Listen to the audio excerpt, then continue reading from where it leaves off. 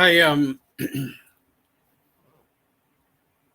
is Prof coming on? Professor Sharat? Stage waiting. Yes. Yeah, we are on now, Professor. All right. Good evening. Namaste. Assalamu alaikum wa rahmatullahi wa barakatuhu to listeners in Guyana and globally.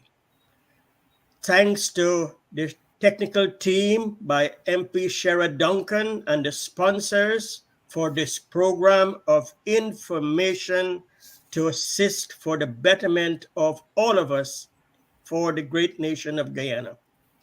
AFC today is a historic day. Today exactly is the 17th anniversary of the Alliance for Change Party. We had three founding members, Honorable Raphael Trotman, Honorable Kemraj Ramchatan, and Honorable the late Sheila Holder, who made the foundation for the AFC. Despite what we might hear in the social media and other media and the rumor mills, the AFC performance under the coalition government is outstanding. AFC held 7 ministries with solid performances which can be viewed on the website and research. AFC had Prime Minister Moses Nagamoto, who gave his best under trying circumstances. We had the National Security Minister, Honorable Kemraj Ramjatan. Can we forget the aid from the UK government and the extensive report to transform the police station? Guyana was plagued during the coalition government with limitation of monies. There were no all monies flowing, so the ministers operate within their budget. Then we had the riots in the prison. New prison had to be built elsewhere. So he also gave spectacular performances. Natural resources, Honorable Raphael Trotman. Yes, everybody beat up on the 2% royalties. But how many of us are going to beat up Her Excellency Janet Jagan, who signed the agreement with Exxon for 1%? When the coalition government came, Venezuela was rapping at the door.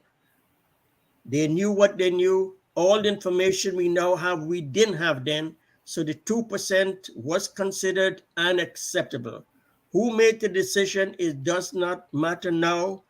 Without that 2% commission, the billions that poured in last year and the billions that are pouring in this year would not have come.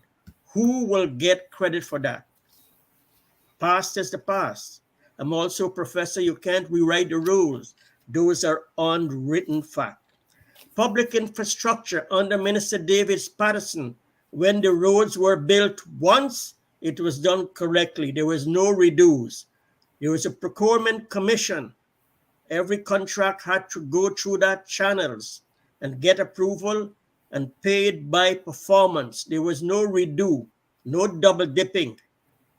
Minister Patterson suffered from monies to get feasibility studies, which are very expensive, and the plans were in foot to get assistances. Telecommunications. Can we forget the many ICT hubs that Minister Kathy Hughes and her team arranged for all of Guyana to be wired, among all her other achievements? Business. Minister Dominic and later Hemraj Rajkumar. How many of us know that Minister Dominic is the one who ensured that all investors come to Go Invest? Go Invest was an independent arm's length. No Sugate, no backroom deals, none of that sort under Minister Dominic. I can vouch for that because I served as a deputy chair of Go Invest. The CEO is the one who did all the research and investigation, submit his report, and 10 out of 10 times, after some questioning backward and forward, we approve what the CEO submitted. That's arm's length transaction. Even the selection of the CEO, unknown to many, is arm's length. Raman McRae was hired by the government to find the candidates to be the CEO under the coalition for the Go Invest team. Many of my friends in New York, names were submitted, they told me, but none of their names were on the list. Arm's length, I did nothing. I could not do anything. The decision went, the interviewed, and there was a rating sheet. I was a rater, the chairperson of Go Invest a rater, the minister was a rater. The CEO selected, he was one of three in my selection, and the rest went on. So this is just one example of how the coalition government and people in the AFC operated arm's length. And lastly but not least, we had agriculture, Minister Noel Holder. Few will know that Minister Holder tried to get geophysical survey for all of Guyana to know what crops can grow best in which area. He talked to me about this before I went to Kuwait in 2016. Recently, I heard this is coming back. The sugar estate is the big beat up, but there's so much pluses and minuses, and that is to be done. I had the opportunity to serve as ambassador to Kuwait for 4 years, deputy governor Islamic Development Bank. We secured a write-off of $61 million, two-thirds from $100 million loan that Guyana had for years. With Minister Jordan, we received 900 million US dollars credit and grant. We could not use all that monies because we couldn't produce the expensive feasibility studies. So in effect, Kuwait Embassy monitored over 1 billion US dollars to help Guyana. With all due respect, no AFC minister was called to the court. We operated with all due respect for the betterment of Guyana. We were not perfect. No one is perfect. They say perfection is a mirage, but we gave our best. We'll continue. The history in the Caribbean doesn't favor third party. AFC is a difference. The third party achievements is spectacular. Ladies and gentlemen, Guyana needs an AFC party. AFC in coalition or out of coalition or whatever it is. Only the heaven knows the future. But there is need for AFC, and the next AFC in government will use the skills in Guyana. No friends, families, and favorites. Just like how the CEO under Minister Gaskin at Go Invest, you have to go through the interviewing and the selection process, independent, arm's length, so that the best skills are available. The next government will be involved in training, lots of training, so that all can be. So AFC humbly asks you not to follow the naysayers. We are here and we are here to see. The second Thanks. achievement, yes, Leader Kamraj, go ahead. Yeah, I wanted to. I didn't know that you were incomplete, but go ahead. You finish off because Yeah, I the wanted to say second something. congratulation is to His Excellency the Prime Minister of UK. His Yeah. parents came from the great nation of Kenya, a doctor, MD. Mother was a pharmacist in UK. They worked hard, adopted, sent him to good schools, like what most Indians and most Guyanese do, give their children the best education. He went and he applied himself. He worked in the family business. I heard him myself. He kept the books. He served, and that's where he learned about services to community by virtue of his experience with his mom and dad. He got training in UK. Then he applied and received a scholarship, Fulbright scholarship, to study at Stanford. And that is not easy to come by. He had to be street smart and book smart, because it's not only your grades. When you do the interviews for Fulbright scholarship, they have to see your potential and your rounded personality, your community service, your involvement. Are you a servant leader or a gimme, gimme, gimme leader? And they then select. So he was selected by the Fulbright group. He went to Stanford. He made outstanding contributions. Goldman Sachs, the premier Wall Street investment group, He served with them. He earned his green card in the United States of America. Few might know that, but that is the truth. Because US didn't want him to leave. He was the kind of persons they want to attract. But he then went and formed his own investment company. And after then, he decided to go back to England, his home. He went through the chairs and he became the chancellor 2 years ago that he lit the first Diwali next door to 10 Downing Street. He won, and Diwali this year, His Excellency Rishi Sunak lit the Diwali because that's the day the decision was made that he will be the next Prime Minister of Great Britain. It's a challenge, it's not an easy road, but from what he has come from its past, present, and future, cooperation, collaboration, listening to everyone, listening to the opposition, and coming up. I repeat, listening to the opposition members, listen to what they say, and try to incorporate all of that. Time will tell, but we all wish him nothing but success. Tonight, also, the third celebration is Hail to the ninth Zulu King in the great nation of South Africa.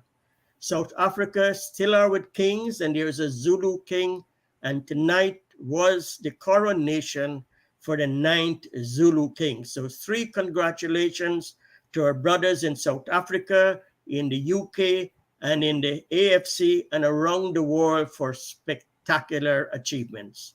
Honorable Leader Kemraj Ramchatan is here with us, so over to you, Honorable Leader Kemraj. Thank you so much, Prof, for the introductions of those three celebratory events. And of course, for me, the important one is our local one, and that is their 17th anniversary celebration. I must salute all the leaders, all the members, our supporters in all the regions of our country for the 17 years of service that you have given to this party and for supporting that social contract for the inclusion of inclusive government and good government, and also for the rule of law and equality and liberal democracy, as I like to put it.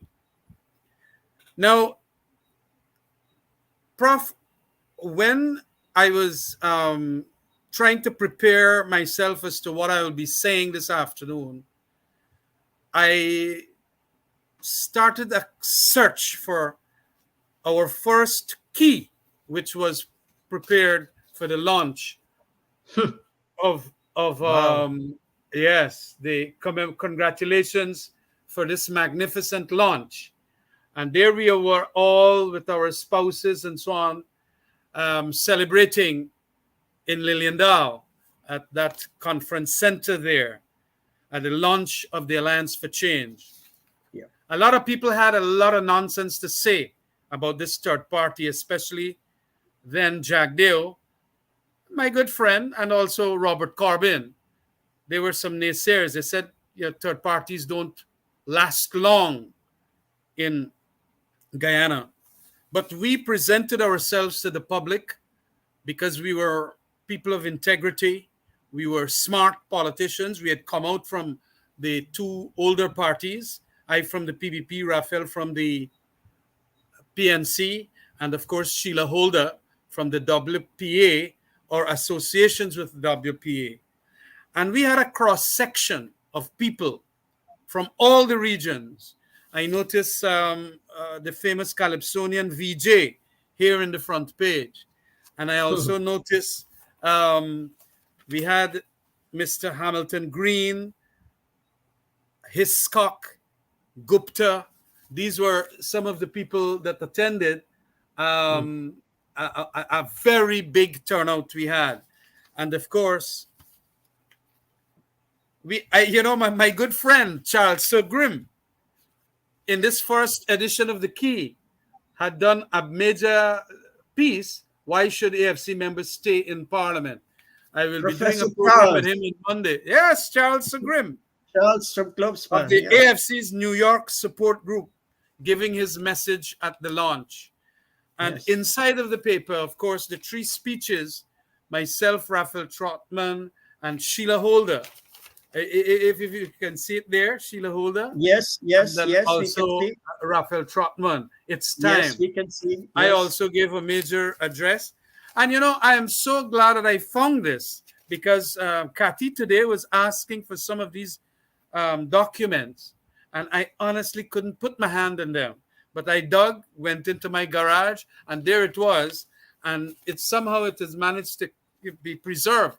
And I am so happy that I have that. At least we should take out some of our speeches that we made then for today's young members, especially the YFC, Youth for Change, and so that they could more or less have a perspective as to what was the context then that caused the AFC to emerge. I remember there was huge corruption in the PPP, and I was speaking about it inside of the PPP. Remember, I was a leading member of the PPP at that point in time, just before I got expelled. Lots of young Barbicians don't know about that. But I was a member of the PPP at a central committee level. I was leader of the PYO, chairman right up.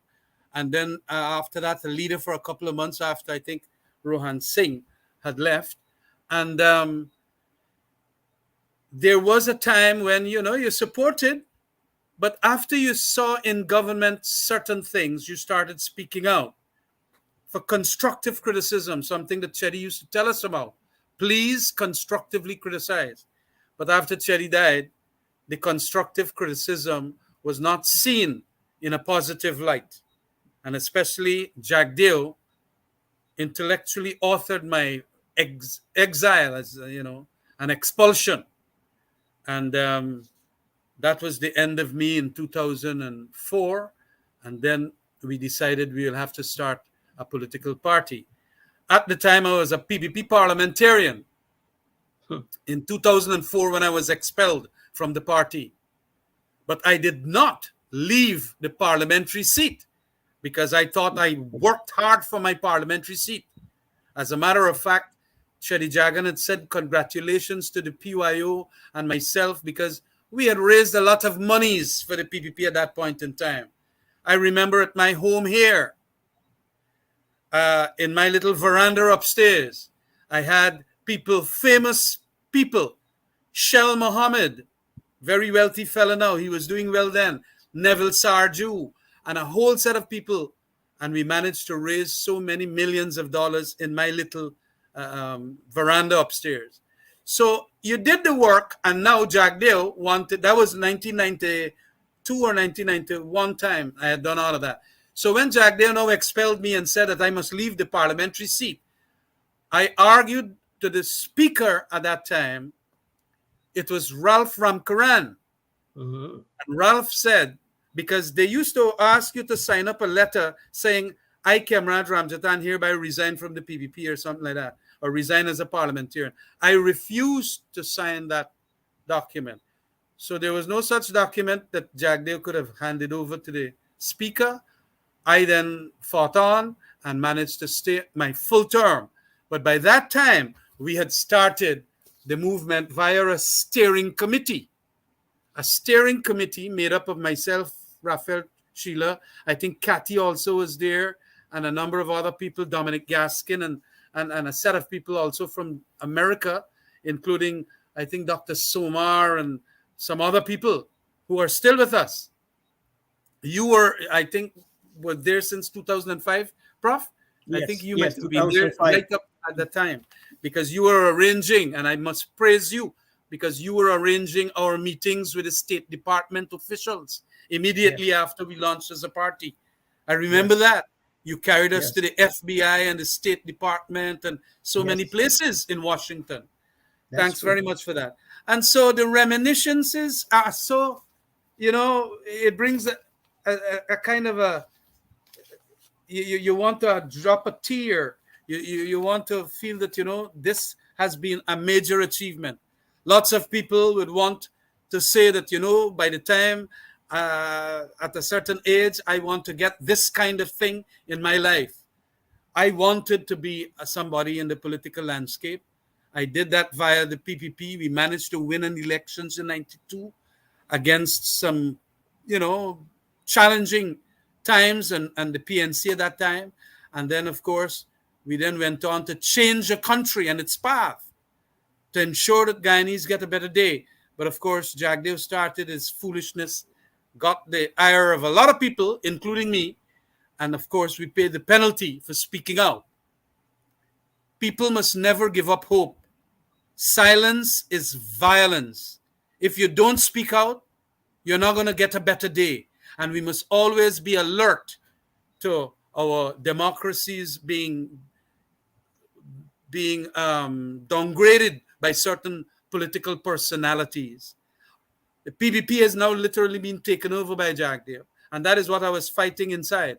I remember in 2002, we had a famous Port Morant Congress in which I indicated that there must be constitutional amendments, do away with communism and Marxism, Leninism.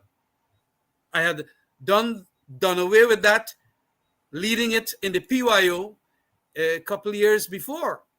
I tried it now at the PPP level, and of course, I got a good cocktail from Janet Jagan and, of course, Bara Jagdev, who initially wanted to support it, but then he did not. He changed, somersaulted on it because he said he was going to support it.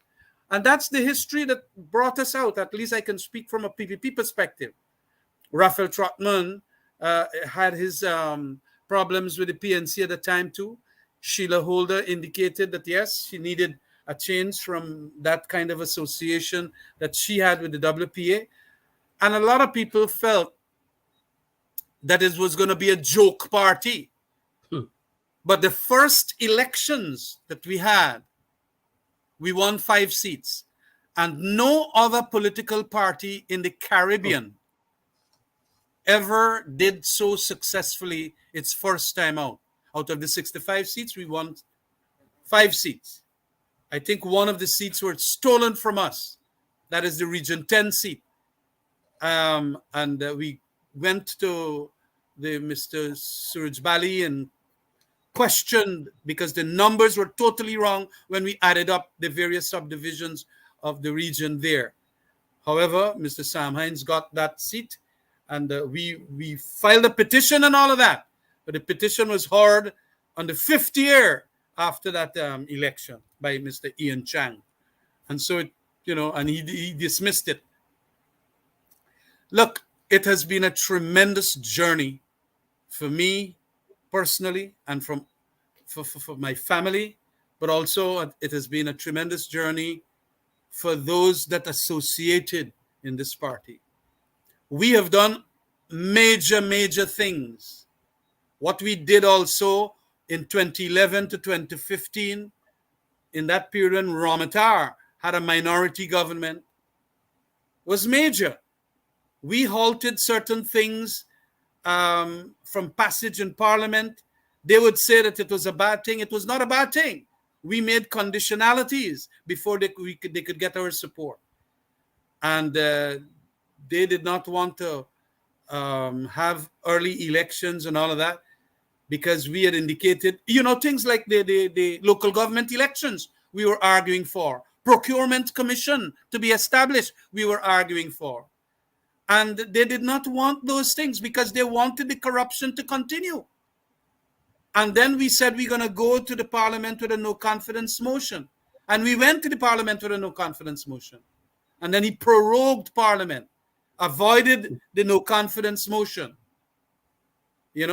and that forced early elections. And we had an elections in 2015. And thereafter, as you mentioned, Professor, what we did as an Alliance for Change. Oh, yes, we did it in combination with APNU Yes. under the presidency of my very good friend, David Arthur Granger. And so it showed that this third party really matters in this political landscape, and we feel that the horrible stories that are now going on, the struggles of the Guyanese coming back at a time when we are so wealthy. This year, we're going to get $1.2 billion minimum US from that oil contract that we signed. A lot of people are critical of it. A lot of people said they will renegotiate it because it's a rotten deal. They don't want to renegotiate. They're fool, especially Barbicians, that they're going to do that. When we right-size the sugar industry, uh, that was the second best economic decision ever in the history of this country. Because this next generation of Barbicians, especially, they don't want to go cut cane. It's hard work. It's slave work, if you understand. The first greatest decision for since independence is signing on to that oil agreement and make sure that we had 1% more royalty and $18 million signature bonus, which is going to be monies that we'll use to look after that case that the ICJ is now determining Venezuela. against Venezuela. Venezuela. Barrett, a lot of them and a lot of the naysayers says that signature bonus was a bribe and this and that Exxon gave us. No, no, no. They must realize that when Barrett Jagdeo had his problems with the Surinamis, the, the Maritime Tribunal to get lawyers to go argue the case against Suriname, CGX paid the government then, Barrett Jagdeo, 10 million US dollars up front, as they said, Amazing. to help to ensure that CGX around that area, if they manage to find oil, and CGX paid. We knew that we were Interesting. getting problems with Maduro because Maduro make a cross line and all of that. We then decided that we will need the lawyers. They're so expensive, these international Yes. lawyers. It will be about Yes. $18 million. And that's where we got that signature bonus and so on. Yes. So we did well. We ensured, as you just mentioned, in our governance structure that an opposition will be on every state board and every commission. Yes. You remember that? Yes. And Yes. they did not want Yes. to turn up. They nowadays just get vexed on us being, as they say, scorched earth policy of criticism of them. But they didn't even want to come to our boards, the PPP. But Yes. today That's true. we could see how corrupt they have gotten back, just like prior to 2015. They've really, really gone bad. They're not telling us where the money for the oil is going. They have an obligation under the Natural Resource Act. They're not telling us about certain contracts. We now understand that they got 6 billion US dollars worth in gold was now discovered. Just like the Omai gold mine and so on, there's a huge big discovery. They don't want to tell us. When we signed on to that agreement, we registered it in the deeds registry, the contract. A lot of people don't know that. But we told people that, and it was made public. That is why the whole world knows about our contract with Exxon. It was not no confidential business. I understand some of the agreements with oil companies inside Trinidad to this day, 100 years after, have been basically confidential material. You don't, yes. And we were so open, we were so transparent. Today, you get gold finds. Today, you get all kind of thing happening, and we never know. You get that same Charandas chap doing all kind of madness over 1 year now. And you want to tell me our president didn't know? Barbicians, you believe that president? 14 I months. always wanted to give him the doubt, or the benefit of the doubt, sorry, the benefit of the doubt. But in this case, it cannot be. President Irfan is a micromanager. He wants to know everything. And it is his style. So when obviously the Ministry of Foreign Affairs would have gotten the message that indeed there was an incident, he would have had to see that tape long time. And we understand that he saw the tape. But he wants to look good now. And I could understand his wanting and desire to do that. Want to look good. That as soon as I see the tape, I dump the man. He should not have made him to begin with a high commissioner. You know? And so it is important what we did all through the years. From 2005 when we started out right up to now. It is 17 beautiful years, and that must go on for minimum time period 70 more years. I will die out and all that, but let this party stay its course. We are the only multi-ethnic, genuinely multi-ethnic party. We have support from both all the ethnicities in Guyana. PPP got it largely from East Indian, and of course the PNC got it largely from Afro-Guyanese. But we have to, and as we said in today's message Proceed. out, the AFC will continue to build on our internal political structures and to prepare ourselves for the next phase of our political journey. And of course, we also indicated that we are willing to work along and to continue to defend the accomplishments and to work along with all political parties. Once, of course, the objective is to realize a more developed economy, a more equitable society, a more democratic society. Not a society in which when lawyers go into a police station, the police gonna lock up the lawyer. What kind of madness is that? Constitutional right to counsel is there. Counsel is telling you what the police is supposed to tell you. You have a right to remain silent. And when the lawyer go in there, well, where are we going? And this is the horrible story that is now being the authentic narratives all across Guyana under the PPP. Beating up and cussing down and abusing women. You got to go create a 1,000 mom. Well, that's a great thing. I support that. The mom movement or whatever it's called. We have to support all those things. We will support. I noticed they came out with something on the forestry and $900 million to support the forestry. I would support that. In Parliament, if whatever it is required, we will support that. And we have always done that. A lot of people inside of PPP territory feel that everything in Parliament we have opposed. That is not true. There are several pieces of legislation, several things that the PPP administratively have brought to the Parliament, and we have supported, but you don't hear them because they dominate the waves and so on. You don't hear them. And they got bills that they bring. We pass. We said we support them. But you don't hear about that. All you hear, however, is how, the 5-month period after the election. Well, that is gone. And we filed our petition. The petitions were thrown out right up at the High Court. Well, we got to proceed.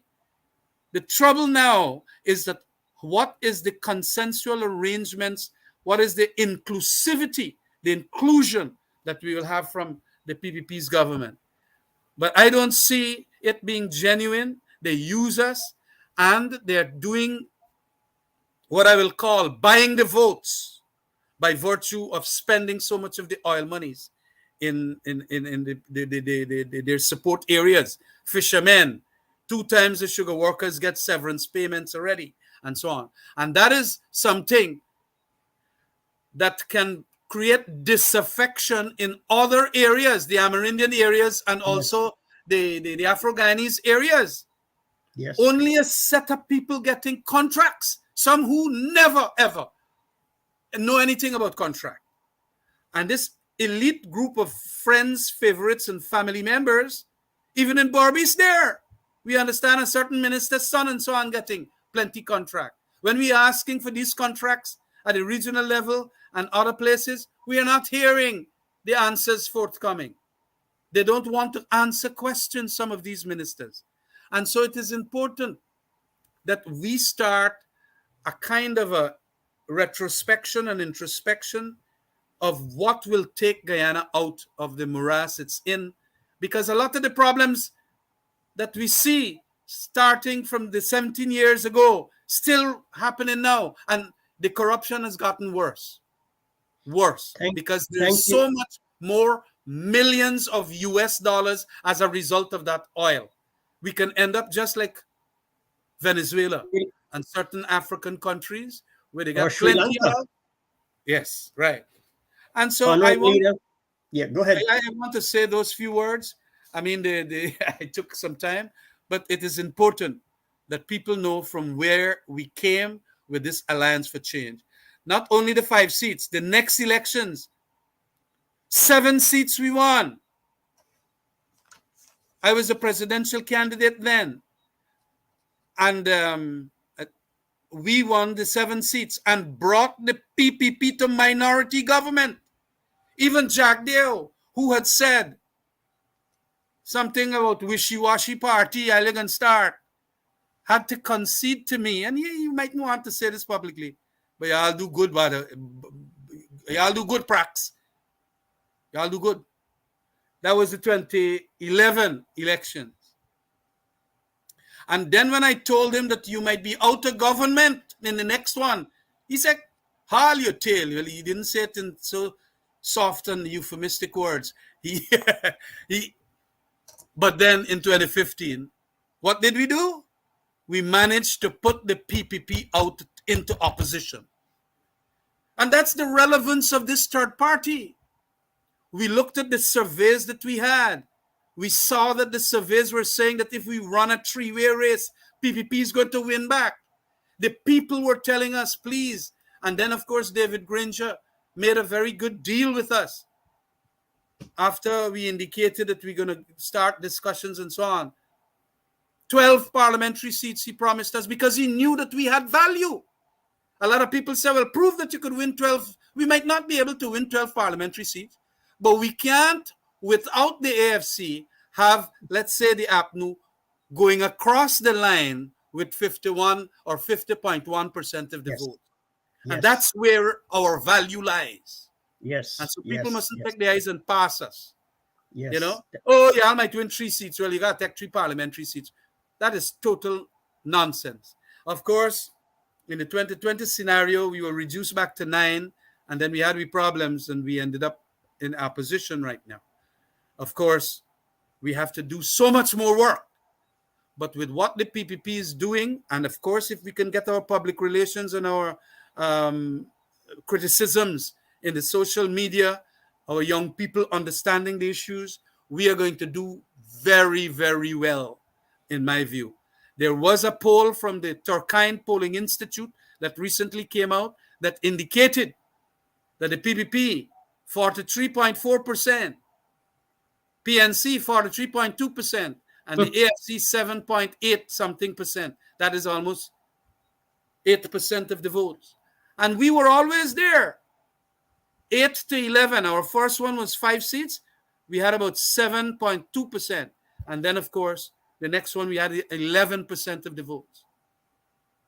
So third party not going to be able to beat up these two big parties. But we have a value.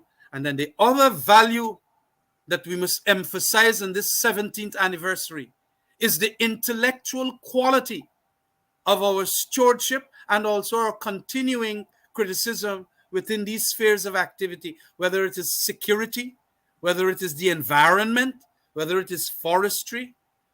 The AFC has competent people who can talk on these issues.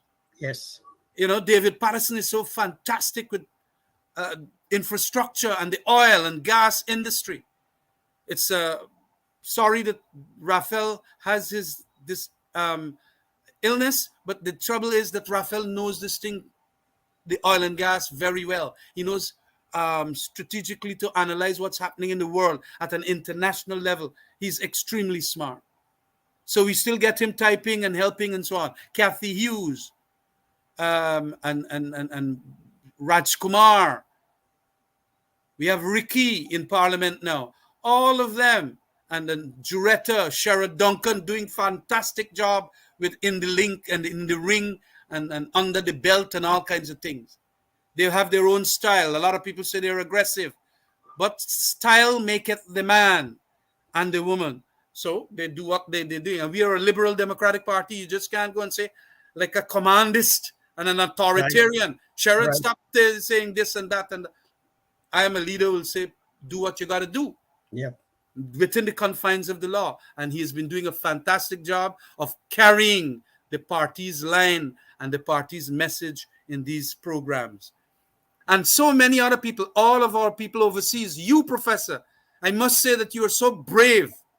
Thank you. You are so brave to come and talk. A lot of people don't want to come and Yes, talk on these programs, thank you. but they're going to tell you all kind of thing and make all kind of criticisms. But that is how political parties are. It is very challenging.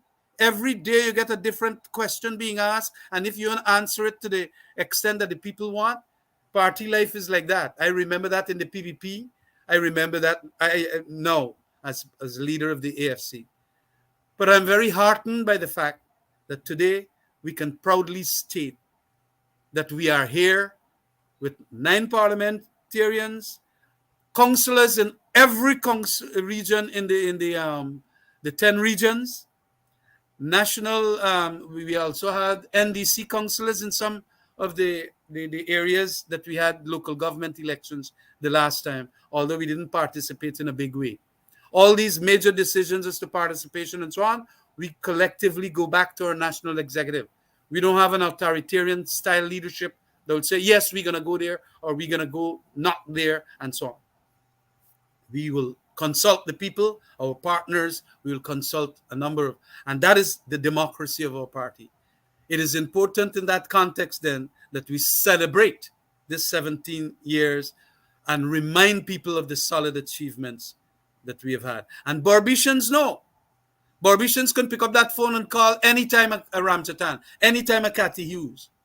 But these days they're telling me, when Zulfi give you phone, but like he get on different phone now. Jack they'll give you phone, but like he get on different phone. Only certain people must call them. Well, anybody could call us. And from far and wide, from New York, from the Caribbean, the diaspora in the Caribbean, the AFC members in the Caribbean, those in Canada, all over the place. I want to thank you for ensuring, and especially, of course, the Guyanese AFC, for making the life of this organization called the Alliance for Change worth it. And the journey must continue. We must not give up. Never, never, never give up. And although we're not going to get big votes and percentage wise like the other two parties, we have a big hand to play. We are the only political party that has all the paraphernalia of a big political party. We keep our national conferences. They got plenty small parties can't do that. They are made up of small amounts of people. I am glad that they're there, Yes, but they will perform a good function. ANUG and the Liberty Party and the Justice Party and the Justice for All Party, whatever they are. It's important, yes, but at least maintain the modicum of attributes that make a political party a political party.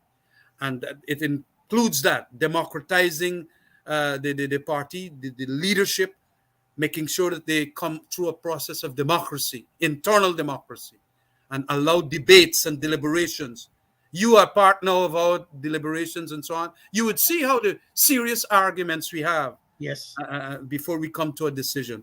yes. And so it is just fantastic, this journey. I have loved it. I would relive if I have to be reincarnated again. I would live it all again. It has been fantastic for me. Thank you so very much, Honorable Leader Kemraj. And teaching, we learn about empirical evidence, and you being able to show that newspaper is empirical evidence, because talk is cheap, but when you show the evidence, that is worth money in the bank. And with all due respect, in as much we're opposition members, no one of us want to pull the government down. We want the government to succeed. In any parts of the world, there's always an opposition party, and the smart government leaders listen and adopt. We're not the sum total. No one is the sum total of knowledge. So we give constructive evaluation. We're not fair because it's the truth. Speak the truth to the best of our ability. Well, free education at UG should be in the 2023 budget. I'm one of those who believe education is pivotal. And look at the Prime Minister of England. Education has transformed his life and more life to follow. His Excellency Lyndon Forbes Sampson Burnham, His Excellency Dr. Chedi Barajagan, The vision and the dream was free education to UG. Guyana is now blessed with billions of funds last year and billions this year. And with all due respect, I hope the Minister of Finance in the Office of the President produce in the budget to include free education. And not only the education, make sure the accreditations are better. We do not have first class accreditation. Those graduates know it, and they know it only after their graduation. And they know the quality of the degree needs better support. So, UG branches in all 10 regions, use of technologies, use the educators in the diaspora. We have a Guyanese who is the highest ranking educator in the American system as a dean in Yale University. Oh yes. Yale, he Yeah. has never been asked by Guyana. We have powerful, powerful people in the profession can help. I try to get help from Qatar Foundation for University again. I promise it, but I couldn't get accreditation, so I couldn't discuss anything. And in that world, you have to have authority, credential, position is important. So if I don't have accreditation, it didn't matter. So education should be a transformative. Now we have all this money. I No, saw, I want you to add to your education yes, go ahead. proposition there. I sent it around on our chat line, whereby the Caribbean countries, the top 10 literacy, most literate countries in the Caribbean, you know, Guyana is not there in the top 10. Guyana is not there. Sad, You have sad. Trinidad and Barbados and Jamaica and St. Vincent and St. St. Vincent. Lucia. Oh, Yes, all of them. And a beautiful documentary as to education in the Caribbean and the literacy rates ranging from 99.9%, almost 100% from the top, I think it was Barbados, and so on. And we are not in the top 10. We got all this oil money. We got so much, resources. Then people only got sunshine and beach and some hotels, and they're doing that well. We got some, this education thing got to be revamped. Last night, I was talking to some friends, and they were saying that what is it that beneficial if you got so many subjects? Well, if some students want to, that's all right. But we got to make rounded people so that yes. they could have a critical Thinking, brain and to critical think, thinking, critical critical thinking. thinking, it's called. No And robots. but we don't have that. And then when I saw that program, we are not in the top 10. I really thought that we would be number 5 or 6 or something. At least, No, yes. we are not. Sad. I'll Those are have the to talk to facts. my good friend Priya Manikchan. Yep. Also, with all the monies, I recently read there are 210,000 Guyanese head of household. It is time, I wrote in the newspapers, the Natural Resource Fund, the Sovereign Wealth Fund as it's known in Kuwait, Qatar, Saudi Arabia, Norway, even Alaska, is the citizens' resources. And the citizens should be able to enjoy at least $1,000 each per household in a cash transfer. Can be done through bank accounts and quite independent, an independent contractor, so you don't have the friends, families, and favorites. It is time that the Guyana people, the citizens, approach the government for a cash transfer to each person equally, not this one group for this and one group for that. No, no, no, that's not. Now, transparency is in government. What does transparency mean and what is missing in Guyana? Transparency is a behavior. In politics, transparency is used as a means to hold public officials accountable and fighting corruption.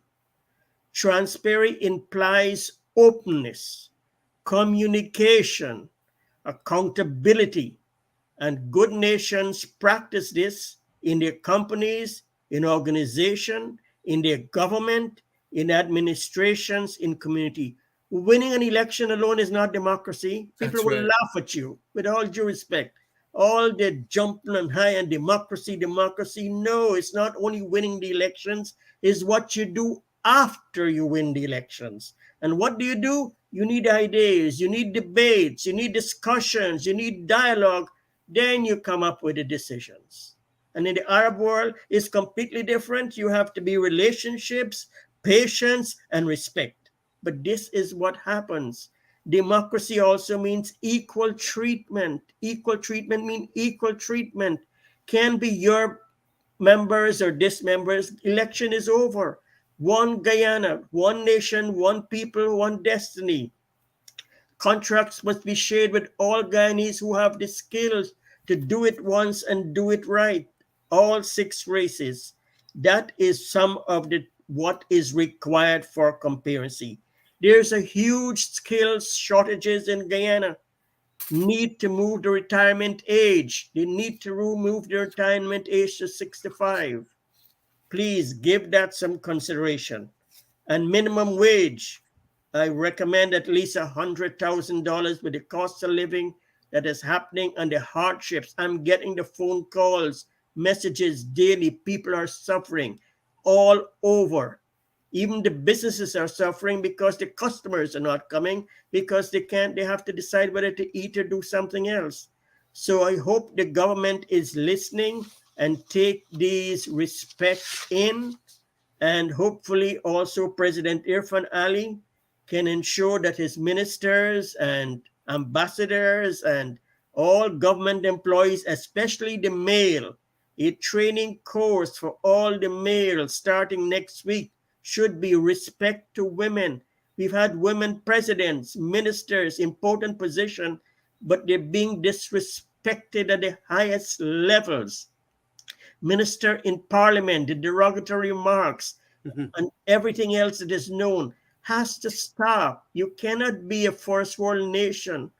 I saw the president today and in Al Jazeera talking about tourism. I got 53 SMS. Is this the same president? And they talk about everything else, about the education and the charges and everything else. I have to say yes, yes, yes. You can't lie. The information is around that in today, Al Jazeera, we are on promoting I saw it. I saw it. Yeah. and everybody asks me, is that a president whose degree is not first class? They read the papers. Is that the president that had the charges dropped? Is that the minister of finance that had the charges dropped? Is that the attorney general? Tell me, what can I say? I have to say yes, yes, yes, because they have the facts. So I want to ask you because you are so far more versed than I am on what are some of the implications of that Charandas thing now. well, Now, especially for the Saudi country, because they're saying that they're gonna get a whole set of money from the Saudi government. Is it really true? it And is not. The especially, Saudis are aware of the due diligence and they're going through the motions. They're checking, they're double checking and triple checking. No decisions have been made, and it's being looked at. And they're having a lot of questions. I'm getting questions left, right, and center, and they're not too pleased because how can you invest money when you have all this other information that is wrong and behavior? If you can manage your own billions, Islamic Bank says you can manage your billions with a substantive minister. You got a minister of finance in the office of the president. Who's your minister of finance? The president. Your vice president saying Dr. Jagdeo, doctor means you earn a doctorate. If you don't earn a doctorate at Islamic Development Bank, you don't have on your website a doctor. You named Bara Jagdeo second vice president. No, they found that out. So who are they going to disrespect? There. The government has the authority to send the people, but you have to operate because they're smart. They do their work. And the Arab culture, they never will tell you in front of your face. They'll use back channels. And they after me, and I tried the back channel. One person I reached out to said the boys know it all. Today, this afternoon, 48 minutes, I tried with another person because the ruling families are after me. Try, brother. Please try again. Please try again. We're looking at Guyana. Listen, Guyana, get them to change behavior so we can Have confidence in them. I spoke to that person 48 minutes, top person in Guyana. You know what he said? If we speak out, we'll be marginalized. Yes, that's it. And anybody speak out. Now, how can you run? And now, if the ruling family asks me, you think I'm going to lie? No, I'll speak the truth because they expect me to tell them the truth. So those are factors that are operative. They are not happy. I've even written myself. The ruling family told me to write to the president, which I did, to write, include the vice president, which I did. They asked that the copies be sent to them, and I did because I don't mess around with those people. I spent 4 years there. I understand it's not about power and money. Position power will go. Your izzat, your power, your personal power stays. I wrote to the Minister of Foreign Affairs protocol first and the PS protocol. I'm a former ambassador, do the protocol. Write to them first. The PS acknowledgement, one word. Very good. And I wrote to the president and the vice president, no response, but I know my emails are good. The email addresses are perfect. And I send them to them because, they ask for the evidence. I send them. This is what I've sent. I've been sending it. They're not. So those are the things will interfere. They want to come. They're interested. We are good opportunity, but they have question mark and their technical people have all the questions. They have a million of questions. Similarly with the write-off we got, everybody told His Highness, no, no, no, but he overruled. So these are the factors. So the Well, that is wonderful news. And I'm glad that you are on the ball on this issue, especially with the Saudis and especially with Qatar and United Arab Emirates and Saudi Arabia and then Kuwait and all of that. personal But I want to, relationships, yeah, all yes, personal relationships. that's No correct. position power. Position power is over. But I'm doing it so Guyana will hear and improve. I want them to improve. I want them to improve. Then I hope they extended the $900 million credit and grant. I have not heard. It was going to expire 2022. I hope they apply and give and make the $120 million, make it a good example. You see, if you set one good example, it will multiply. We That's don't correct. have That's correct. one in PPP 30 years, with all due respect. I'm not pulling down. These are the facts. PPP 23 plus 5 plus 2, 30 years. Give one project, one that is well, and that will be, and they can't. So, All right. I just want to bring the program to an end because I noticed we are on to, but it would be remiss of me if I didn't say that indeed the Alliance for Change is committed to electoral reform, both at the constitutional and the statutory level. We didn't like what Gail Teixeira and Anil Nandalal did there at the conference center recently, and we have put out a statement on that. But for the Bobitians, we want at GCOM now that we have 3 additional civil society members along with the 3 PPP, 3 PNC, 3 civil society with the chairman, so that politicized partisan membership of GCOM could now be diluted. We are also indicating that there should be term limits. These people right now got security of tenure for life. no, You can't remove them. no, Well, no. we want a constitutional amendment that will give them term limits. Thirdly, because of the confusion in relation to this residency requirement before you become a voter, we would like residency requirement to be there. And so that you have to have an address. If you're living at Port Morant, you get Port Morant, so you're going to vote in that polling station around Yes. Port Morant there. You can't come from Letem. You have to have your arrangements and so on. There can be special arrangements if you're living in Letem, like working and so on. But basically, as they're saying now that there is no residency requirement, we must have that. And then we are also, like what was ruled recently in the CCJ, Barbicians must understand it, that if a judge strike out the thing, like what happened with Justice Roxanne George, Chief Justice Roxanne George, that the thing was not served on one person. We had 14 respondents. It wasn't served on one person in time. Well, we are saying it was served in time. We even got an affidavit that it was served in time. But the person had signed that wrong date that he received it because he probably didn't get the correct date when he received it. we would like to see the non-appealability of that kind of decision from a judge. It could be appealed to the Court of Appeal, or some other such. The CCJ majority judges say, no, you can't appeal it. Well, we would like constitutional amendment to Article 163 that says we can do that. And of course, at the statutory level, that the Constitution is where you got to do constitutional amendment, but at the statutory level, pass a law. The AFC will be pressing for amendments for early voting for all polling staff in a similar manner as to the disciplined services, disciplined forces. We also want amendments for the available technology, namely biometrics at the registration stage. And we want electronic voting here in Guyana. We Yes, think that with yes, electronic voting, you're going to get the elections done, results very, very early. yes. And of course, we want legislation for house-to-house registration periodically. House to house. The PPP don't want house to house now. But we are saying every 8 years you must do. And it must come in the law, house to house every 8 years. Now, these calls that we are making here, Barbicians, and this is finally, because our hour is up, as I notice is consistent with what the PPP had said in 2015 when they lose the elections. They want biometrics, they want this, they want that, they want house-to-house registration, they want a better GCOM and all of that. So what they were calling for in 2015 in opposition after the last elections, we are now asking, please put that. You're in government now. And so I want to bring that to an end and to remind our colleagues, our members of the public, our viewers, it has been a great journey and 17 years of existence, and so successful existence, proving our worth. We must continue and never give up.